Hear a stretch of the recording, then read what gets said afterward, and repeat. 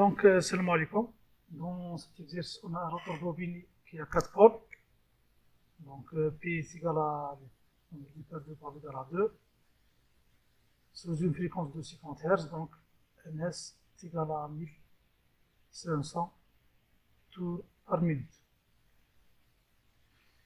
Donc, il entraîne une charge de 40 Nm et il est branché dans un réseau de 400 volts, entre lignes. Le moteur est couplé en étoile.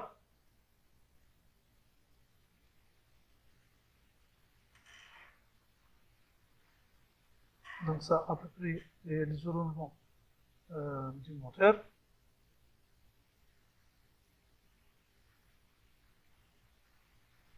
Ça, c'est notre 400 volts. Et bien sûr, nous avons notre mètre ici. Bon.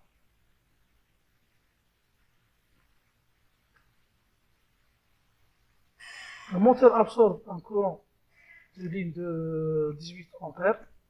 Les pertes magnétiques sont de 140 watts. Et les caractéristiques couple vitesse sont données par cette figure. Maintenant, on peut réaliser le démarrage direct en charge. Lors du démarrage, donc ça, c'est le point de démarrage, la vitesse est égale à 0. À cette vitesse, nous avons un couple de, donc à peu près c'est 46 Nm. Donc le couple de démarrage égale à 46 Nm qui est supérieur au couple de charge. Donc, notre moteur peut bien entraîner cette charge lors du démarrage. La deuxième question, quelle est la fréquence de rotation du synchronisme? On a déjà répondu à cette question. Nous avons un moteur à 2 paires de pôles, donc la vitesse de synchronisme 6500 tours par minute sous une fréquence de 50 Hz. Maintenant, concernant la troisième question, donc on veut trouver la fréquence ou la vitesse de rotation en charge. Donc pour une charge de 40 mètres par minute. Donc, dans le graphe, on va tracer une ligne droite depuis 40 Nm. Donc c'est la projection de 40 Nm sur notre graphe. Ça, c'est le point d'intersection. Maintenant, on veut voir la vitesse. Elle est à peu près, donc c'est N est égal à 1440 tours par minute. Le glissement G égale à 1500 la vitesse de synchronisme, moins la vitesse de rotation du moteur sur la vitesse de synchronisme.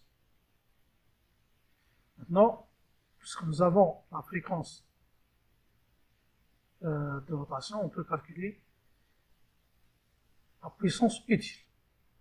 Nous avons déjà le couple utile, donc le couple de sortie, c'est 40 Nm.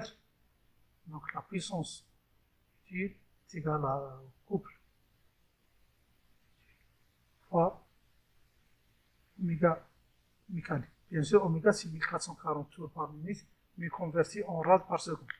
De la conversion de la vitesse mécanique en rad par seconde, on multiplie par 40, on va trouver notre puissance utile. Dans la cinquième question, c'est de trouver la puissance transmise au rotor ainsi que les pertes par effet joule au rotor. D'habitude, pour calculer la puissance transmise, on commence par la puissance absorbée. On va élever les pertes au niveau du stateur. Mais puisque nous n'avons pas la puissance absorbée, nous avons la puissance utile, donc on va commencer au rotor. La puissance transmise, elle va être distribuée entre la puissance utile, les pertes joule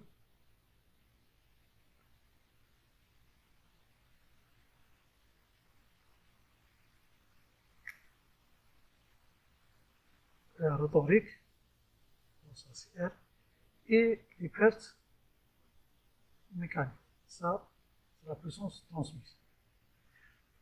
On a déjà calculé la puissance utile. Nous avons la puissance ou les pertes mécaniques. Donc les pertes mécaniques sont à 160. Il nous reste les pertes joule rotoriques, mais nous n'avons pas la résistance rotorique. Mais on sait déjà que les pertes joule rotoriques, donc je dis ça, les pertes joule rotoriques égale à G increment fois la puissance transmise. Donc on va remplacer les pertes par cette équation, plus les pertes mécaniques,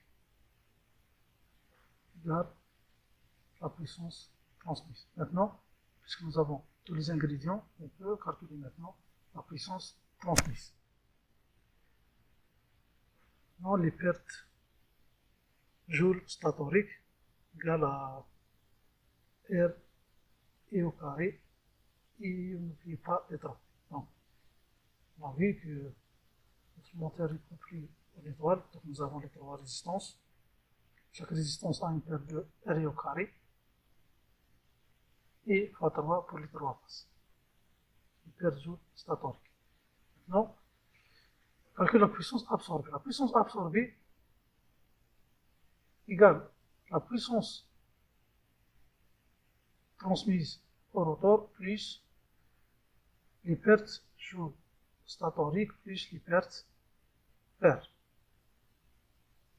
ou est égal à la puissance utile plus la perte joule rotorique plus les pertes mécaniques plus les pertes joule statoriques plus les pertes paires. Autrement dit, c'est la puissance utile plus, ici, plus les pertes, les différentes pertes. Donc maintenant, on peut calculer, puisqu'on a tous les ingrédients, on peut calculer la puissance absorbée. Le rendement, c'est un calcul direct, donc c'est la puissance utile sur la puissance absorbée. Bon, le facteur de puissance, on a PA est égal à la racine de 3 U et cos P, donc ça c'est le facteur de puissance.